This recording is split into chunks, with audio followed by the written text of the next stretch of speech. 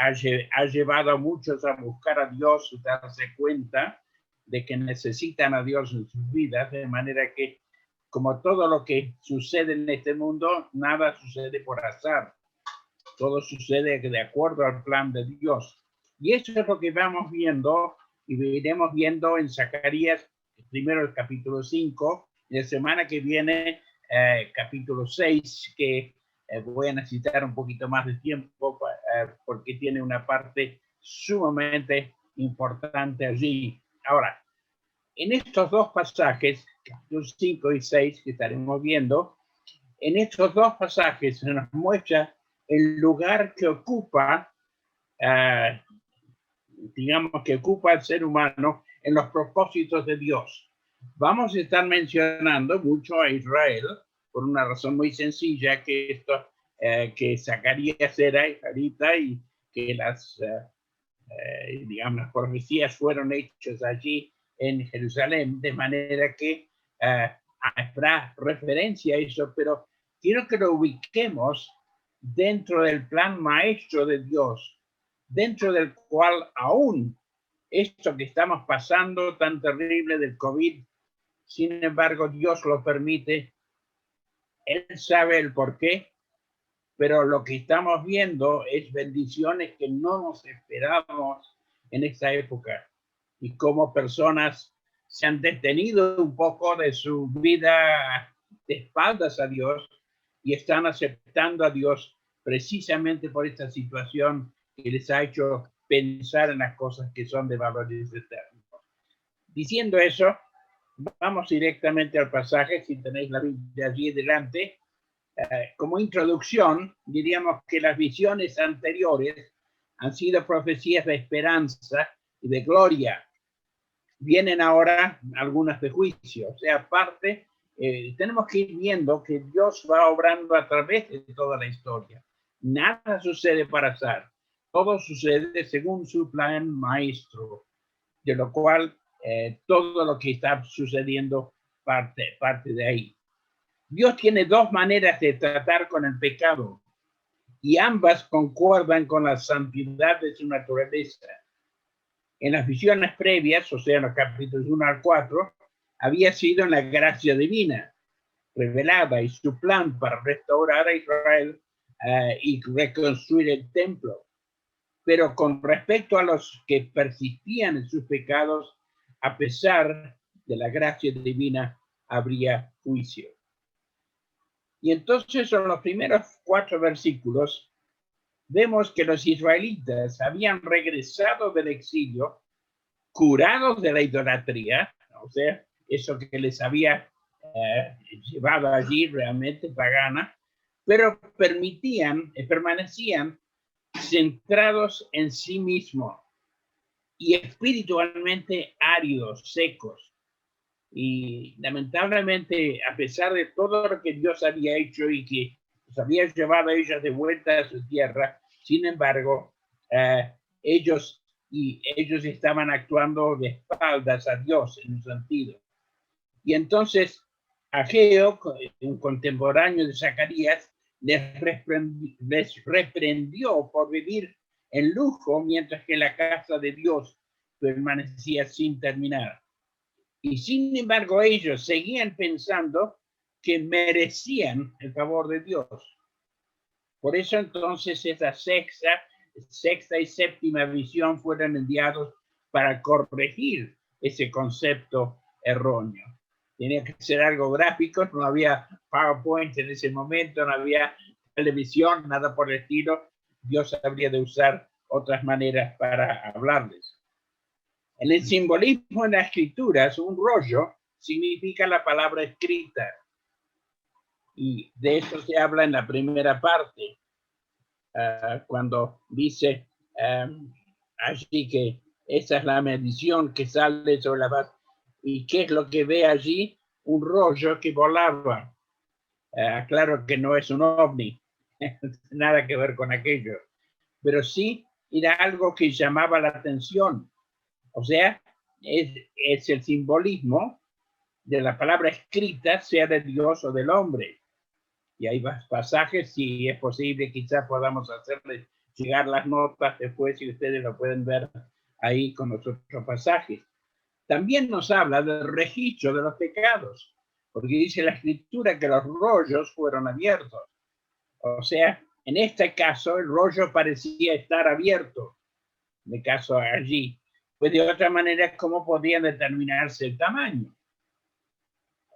Vaya rollo, a veces usamos la expresión eso, decimos vaya rollo, pues este rollo tenía 9 metros de largo por 4,5 de ancho.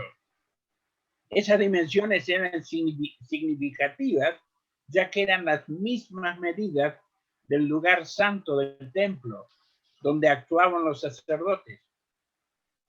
Además, se destacan allí en particular 2 pecados que habían cometido. De un lado el hurto, o sea, el pecado contra el prójimo, y del otro el jurar falsamente, una grave falta, un grave pecado cuando juramos falsamente ante Dios. O sea, las acciones e intenciones de todos los hombres están registradas por el Altísimo.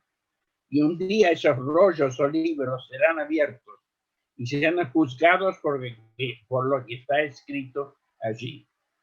Les recuerdo esto. O sea, nosotros hacemos las cosas sin pensar que todo esto es conocido por Dios y Él lleva el control de todo esto. Serán juzgados por lo que está escrito allí. Inclusive las obras de los creyentes han de ser examinados, pero antes en el tribunal de Cristo. O sea, todo lo que hacemos, a veces pensamos que allí a lo escondido, en nuestra casa podemos hacer lo que se nos venga en gana. Dios lo ve todo, todo está registrado por Dios. Ahora, en este caso, el rollo volaba, lo cual sugiere que el juicio es inminente. Y en este caso, para la purificación por parte de Dios. Un gran siervo de Dios que venía de la misma iglesia de donde encomendaron a mi padre hace muchísimos años, don Walter Bevan, nos advierte sobre la seguridad del juicio divino. O sea, el hombre obra de espaldas a Dios, pensando que Dios no echa en cuenta para nada lo que hace el hombre. Pero él dice, puede ser evitado el juicio muchas veces de las manos del hombre, pero nunca habrá escape de Dios. Lo consumirá aún con sus maderas y piedras, dice aquí.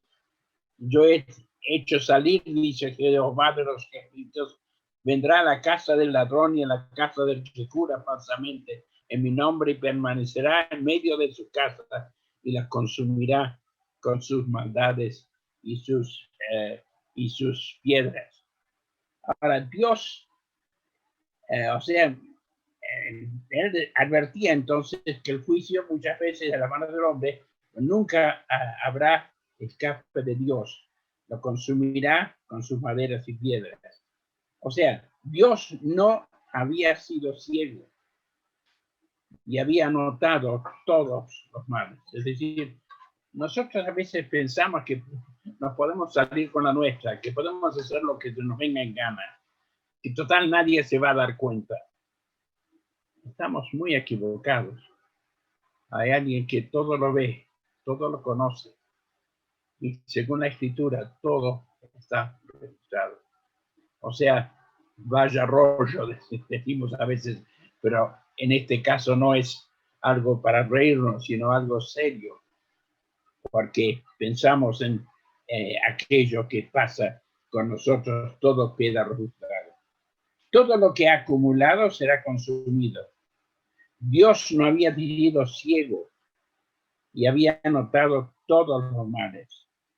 Y tiene su aplicación a todos los que hacen una profesión de ser creyentes. La norma de la santidad no ha sido rebajada. Hay una sola manera de escapar de la maldición de la ley quebrantada y es por refugiarse en Cristo, quien soportó la muerte a fin de salvarnos. Es decir, vemos esto y nos sacude un poco darnos cuenta de cómo este pueblo terrenal de Israel, había recibido tantas bendiciones. Dios había hecho tanto a favor de ellos, Y a pesar de que en su momento, debido a su pecado, habían sido llevados prisioneros a Babilonia, luego habían regresado y ahora estaban de vuelta en aquella tierra.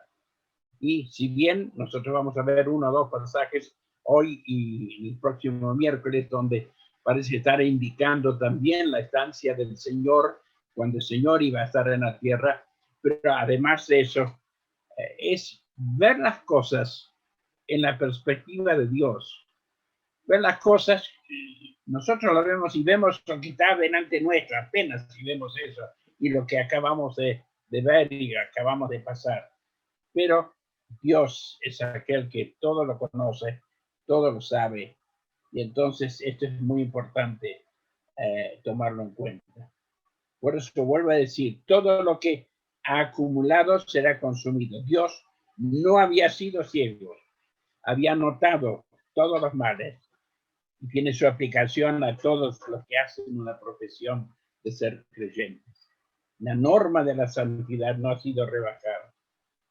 Dios nos exige la santidad. Dios exige que nuestras vidas sean de acuerdo a lo que Él nos señala en su palabra.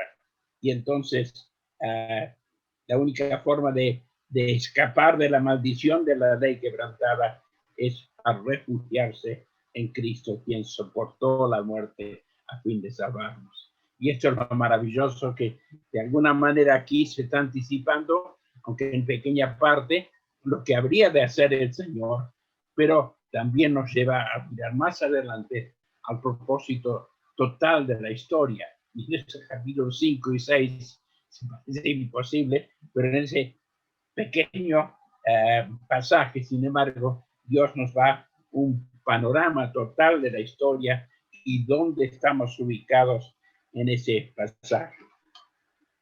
La tierra cuyos habitantes han sido limpiados de iniquidad y han sido preparados por la presencia de Dios en su santidad, morando entre ellos, debe ser purgada de todo pecado. Semejante purga no ha sido hasta aquí la experiencia ni de Israel ni de la Iglesia. Por eso debe referirse algo a un futuro, o sea, al reinado del Señor, de Jesús en el milenio. Entonces la tierra de Israel estará llena de santidad al reinar Él con justicia sobre la tierra.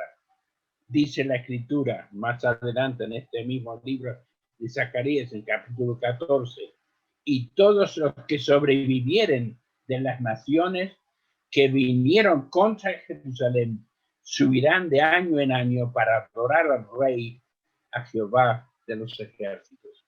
O sea, parece que en este momento ese Rey está ajeno a lo que está sucediendo, pero como Rey, Él está en control.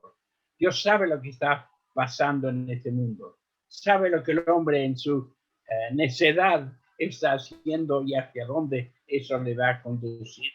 Pero en los propósitos de Dios están allí escritos en la palabra de Dios. ¿Para qué? Para que veamos nuestra vida no a la luz de unos pocos años, sino a la luz de toda la eternidad. Todo el futuro está indicado y señalado en la palabra de Dios y lo vemos en una forma muy especial aquí. A partir del versículo 5, dice, salió aquel ángel que hablaba conmigo y me dijo, alza ahora tus ojos y mira qué es lo que ves. Y dije, ¿qué es? Y él dijo, este es un efa que sale. Además dijo, esta es la iniquidad de ellos en toda la tierra. Y uno ve cómo es decir, todo lo que hacemos. Y eso es lo que a veces olvidamos y pensamos neciamente que, bueno, me puedo salir con la mía en esto y puedo hacer esto, aquello, el otro. Total, no hay nadie que me ve. Dios está mirando. Dios registra todo. Todo queda registrado. Por eso no es un rollo lo de los rollos, sino que hay un registro en los cielos, un registro según el cual vamos a ser juzgados luego. Ahora, seguimos allí. Semejante purga no ha sido hasta aquí la experiencia ni de Israel ni de la iglesia. Por eso debe referirse a algo a un futuro, o sea, el reinado del Señor Jesús en el milenio. Entonces la tierra de Israel estará llena de santidad al reinar él con justicia sobre la tierra.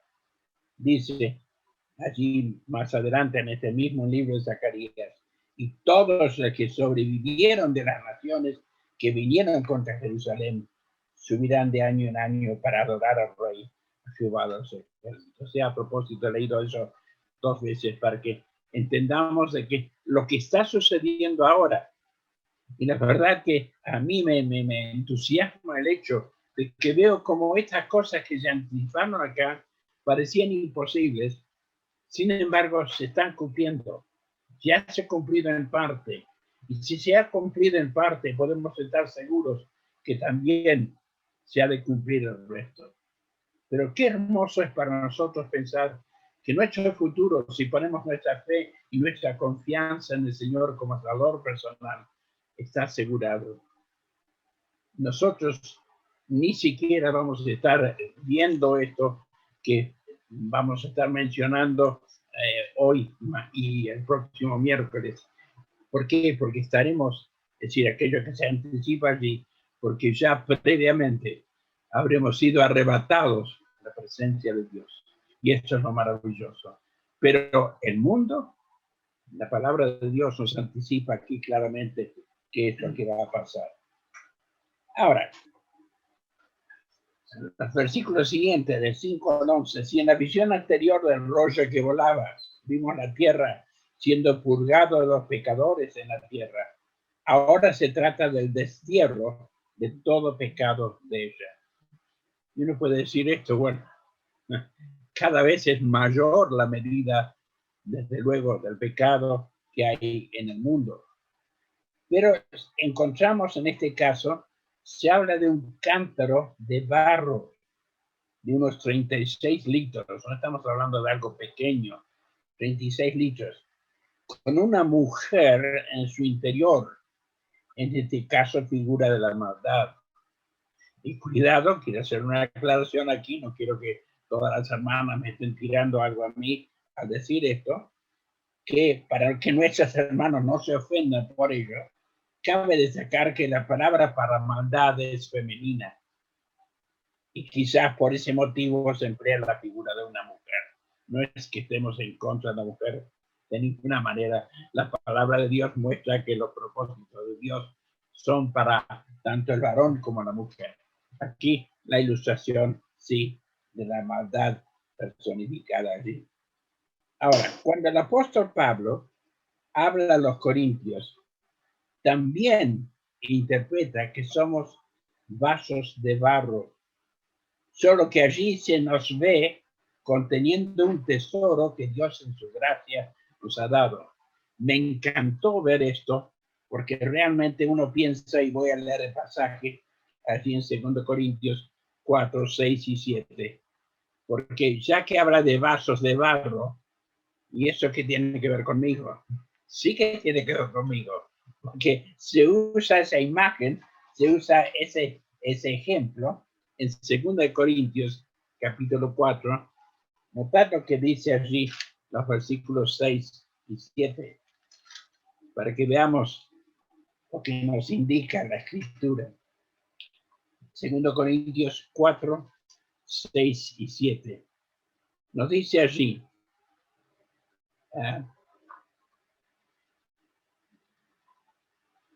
porque Dios que mandó que de las tinieblas resplandeciese la luz, qué hermoso, ¿no es cierto?, con su venida, es el que resplandeció en nuestros corazones para iluminación del conocimiento de la gloria de Dios en la faz de Jesucristo. Y qué hermoso es pensar que justamente hemos visto la luz, ¿dónde? La luz, yo soy la luz del mundo, decía el Señor, ¿no es cierto? En mi luz, en su luz, veremos la luz. Pero dice, luego sigue diciendo, y es interesante porque está hablando de nosotros aquí y ahora. Dice, pero nosotros tenemos este tesoro en vasos de barro para que la excelencia del poder sea de Dios y no de nosotros. Y estamos atribulados en todo, mas no angustiados, en apuros, mas no desesperados. Qué hermoso esas palabras ahí. Fíjense, tenemos este tesoro. ¿Qué tesoro? De la vida espiritual que Dios nos ha dado. Esa vida nueva que el Señor nos ha dado. Sí, estamos en vasos de barro, o sea que evidentemente tiene sus limitaciones nuestros cuerpos, pero hay algo hermoso, porque dice aquí, pero tenemos este tesoro, el conocimiento del Señor, todo lo que tenemos en vasos de barro. ¿Para qué? Y aquí notemos, para que la excelencia del poder sea de Dios y no de nosotros. Y esto lo vemos en forma especial cuando vemos a personas que se convierten al Señor, salen de una vida del pasado tremendamente difícil y a veces llegando a límites tremendos, y ahora los vemos transformados por la presencia del Señor en sus vidas. Qué diferencia maravillosa. Sí, estos vasos, esos cuerpos nuestros son como vasos de barro, pero ¿con qué contenido? ¿Con qué contenido? Y qué maravilloso es ese contenido. Solamente doy un ejemplo de esto. Así. Yo me acuerdo de niño, tuve como compañera en la casa mía durante un poco más de un año a una chica cuyo padre era un asesino. Dice, ¿qué hacía con esa persona? Bueno, mi padre, que estaba en Trevelín, que es en Chubut, sobre la cordillera de los Andes, al sur, poquitos kilómetros de Esquel. Todas las semanas iba a Esquel y allí en la cárcel predicaba el Evangelio. Y ese Evangelio que liberó justamente uno de los que se convirtió fue el padre de esta chica, un asesino chileno, un asesino que estaba allí purgando por su pecado, por su grave falta. Y bueno, pero el pobre hombre se convirtió y entonces, bueno, pidió, como me metieron en la cárcel, que si podía hacer mi padre algo por esta niña. Y esta niña, entonces, él la adoptó durante unos meses, estuvo en casa y tengo fotos ahí al lado de esta niña, la hija de un asesino. ¿Y saben qué? Dios transformó de tal manera a ese hombre, ese asesino, que al final tuvieron que liberarle porque era un peligro, porque predicaba peligro para los de la cárcel, porque predicaba todo de lo que Dios había hecho en su vida, como Dios había transformado su vida y lo liberaron. Pero durante esos meses, antes de su liberación, te digo, yo tenía como compañerita mía esta hija de este asesino. Por eso, qué maravilla, ¿no es cierto?, de Dios en su gracia. Lo que Dios puede hacer en la vida de las personas. Ahora, ahí nos dice, más vosotros, uno piensa, digamos, en esto, también interpreta que somos vasos de barro, solo que allí se nos ve conteniendo un tesoro que Dios en su gracia nos ha dado. Esa nueva vida que tenemos en Él, ese sentir de que nuestra vida tiene sentido. Mas vosotros no vivís según la carne, sino según el Espíritu, si es que el Espíritu de Dios mora en vosotros. Y si alguno no tiene el Espíritu de Cristo, no es de Él. Eso nos dice en Romanos 8:10. O sea, qué interesante, ¿no es cierto? Está hablando de nosotros como vasos de barro, pero vaya el contenido. Ya es un contenido muy distinto al que tenemos acá. Somos vasos de barro. Vosotros no vivís según la carne, sino según el Espíritu, si es que el Espíritu de Dios mora en vosotros. Vaya qué diferencia. Uno ve esto aquí y uno compara y piensa, ¿no es cierto?, lo que pasa con nosotros. Pero no podemos olvidar que también en todo ser subsiste todavía la naturaleza vieja. O sea, lamentablemente todavía está en nosotros el recuerdo y lo que ha pasado en nuestro pasado.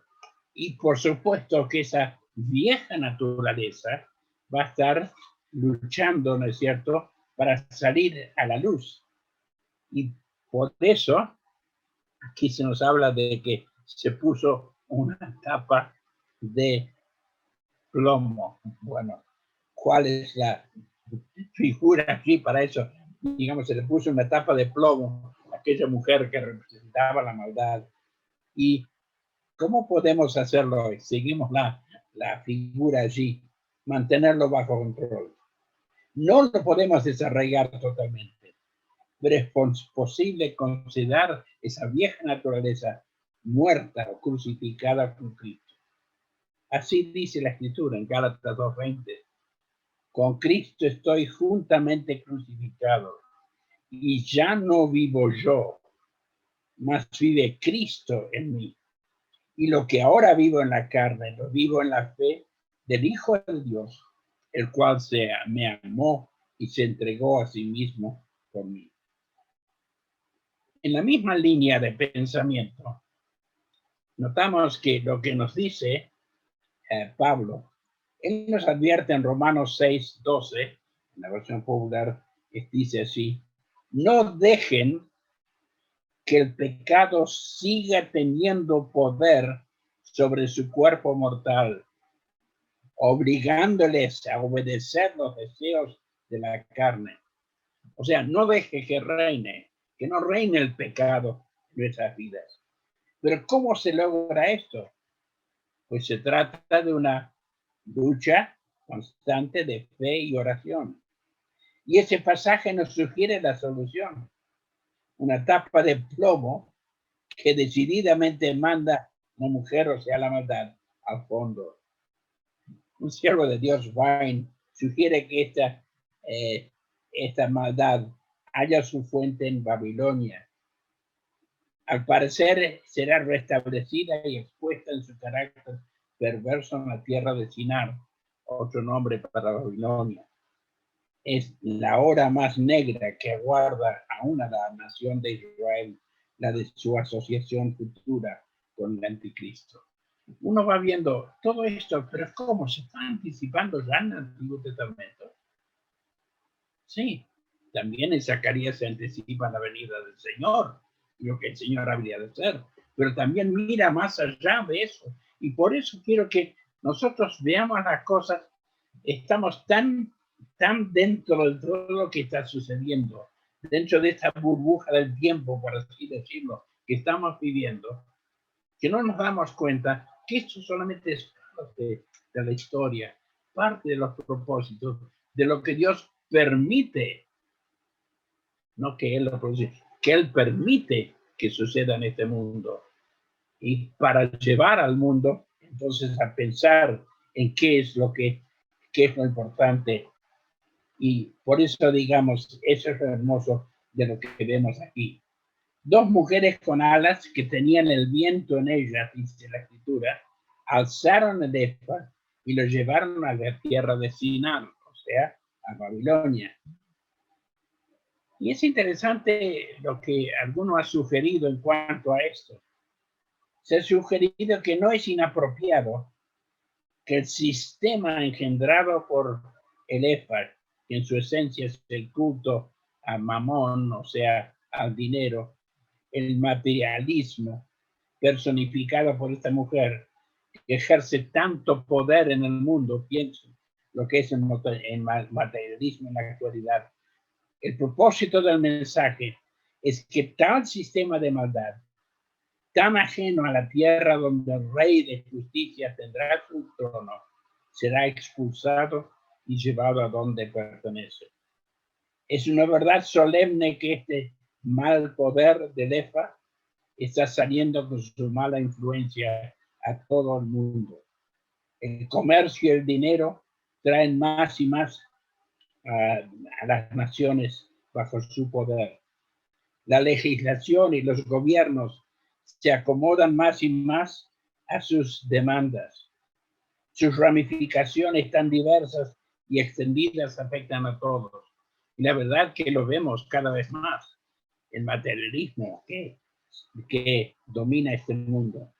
Todo cuadra bien con lo que la profecía revela más tarde, que la maldad llegará a su colmo. Su fuente final será el comercio. Fíjense lo que dice Apocalipsis. Estamos viendo ya el último libro de la Biblia. Dice, y hacía que a todos, pequeños y grandes, estoy leyendo en el capítulo 13, versículos 16 y 17. Quiero que veamos que esto está describiendo cómo será el mundo después que los creyentes han sido arrebatados y están en la presencia de Dios. Ya no estarán en este mundo. Ellos ya, y eso es lo maravilloso, por eso. Cuando hablamos realmente, y a veces usamos un sentido, quizás usamos unas palabras y no usamos los términos correctos. Hablamos de la segunda venida de Cristo.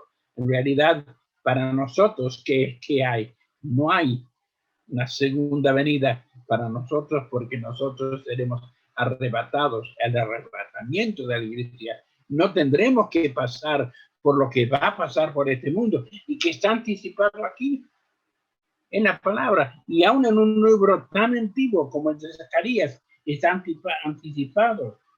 Porque dice, y hacía que todos, pequeños y grandes, se está describiendo, estamos hablando del capítulo 13 de Apocalipsis y el capítulo 17 y 18.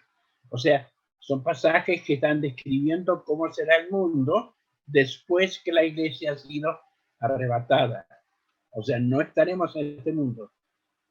Ahora, por eso, como pensamos que el Señor puede venir en cualquier momento, ¿cómo tenemos que preocuparnos de salvar a las almas sabiendo que les aguarda ese destino tremendo que será también un destino eterno? Dice allí, y hacer que a todos, pequeños y grandes, ricos y pobres, libres y esclavos, se les pusiese una marca en la mano derecha o en la frente, y que ninguno pudiese comprar o vender, sino el que tuviese la marca de la bestia.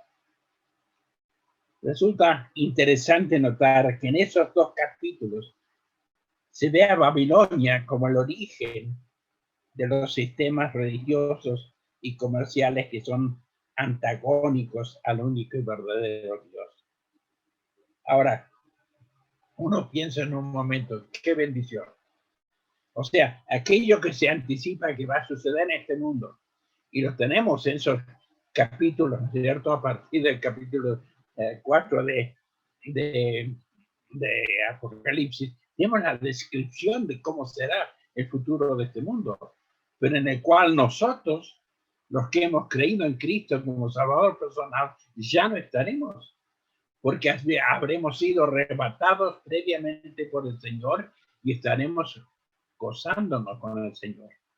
Pero justamente, si amamos a aquellos que están a nuestro alrededor, no podemos desear para nadie lo que leemos a partir de capítulo 5 de Apocalipsis, que nos está hablando de cómo será el mundo luego del arrebatamiento, luego de que los verdaderos creyentes habrán ido a la presencia del Señor, habrán sido arrebatados. Qué cosa tremenda es pensar en esto. El mal asociado con Babilonia es tan monstruoso que cuando sea destruido en el glorioso retorno del Señor a este mundo, y aclaro en este sentido, cuidado, cuando estamos hablando de la segunda venida del Señor, a veces usamos ese término incorrectamente. Porque el Señor, en el caso nuestro, ¿qué va a suceder? Seremos arrebatados e iremos al encuentro del Señor. En cambio, la segunda venida es cuando el Señor desciende sobre este mundo. Y entonces, a partir de allí, lo que nos dice la Escritura. El mal asociado con la Babilonia es tan monstruoso que cuando sea destruido en el glorioso retorno del Señor a este mundo. Y quiero, y en las notas lo dice, aclaramos que los creyentes ya habrán sido arrebatados previamente. Una gran multitud en el cielo, entre los cuales estaremos nosotros, gozosamente cantará aleluya. O sea, estaremos viendo que por fin toda la maldad del mundo, todo aquello que a través de la historia se ha ido sumando, ¿no es cierto? Se ha juzgado. Por eso podemos terminar con estas palabras, que una lección tan clara que enseña este pasaje de Zacarías es que hay cierta medida de pecado, más allá de la cual no se puede ir con impunidad. Y es algo que debe tomarse a pecho, es llevado a cenar. Dios trata la maldad en su fuente, traza toda la maldad en su fuente, allí desde donde salió la rebelión contra él. O sea, es interesante cómo la historia tiene su vuelta. Allí había empezado, ¿recuerda? Cuando quisieron construir aquella torre de Babel y todo lo demás. Y entonces, hasta ese momento tenían un idioma en común y lo demás. Ahí entraron la diferencia de los idiomas y de allí entonces desparramó la población por el resto del mundo. Pero qué cosa tremenda, qué hermoso es saber que nosotros no estaremos presentes en esa etapa que vemos a partir del capítulo 5 o 6 de Apocalipsis en adelante. No estaremos acá, estaremos arriba. Seremos espectadores de lo que estará sucediendo en este mundo. Pero nos lo anticipa la palabra de Dios. ¿Para qué? No solamente para que los inconversos se den cuenta de qué tremendo es lo que aguarda a aquellos que no son del Señor, lo que aguarda este mundo. Lo de COVID será poca cosa al lado de lo que aguarda según lo que nosotros vemos en Apocalipsis, en lo que vaya si no lleva un buen nombre, la gran tribulación. Gracias a Dios, nosotros, los que hemos creído en Jesucristo como Salvador personal, no pasaremos por ello. ¿Por qué? Porque ya habríamos sido arrebatados previamente. Pero los demás, si amamos a los que nos rodean, si amamos a nuestros familiares que no son creyentes, yo creo que ninguno de nosotros podemos desear semejante cosa para ellos. Nuestro deseo entonces, y esto debe llevarnos a pensar más que nunca en nuestra responsabilidad hacia aquellos que nos rodean. Y gracias a Dios es sorprendente, pero a través de estos medios que tenemos que usar ahora, del Zoom y lo demás, el mensaje está llegando a personas que nunca han escuchado antes el Evangelio. Y por eso lo maravilloso es que entran a formar parte del cuerpo de Dios. Sí, nosotros, nuestros cuerpos físicos, sí. Yo me miro, y bueno, he tenido que tener 1 o 2 operaciones y demás. Es decir, lo vemos como, digamos, cuerpos de barro. Pero gracias a Dios, el Señor habita en nosotros. Y llegaremos a aquel momento cuando seremos arrebatados y recibiremos aquel nuevo cuerpo.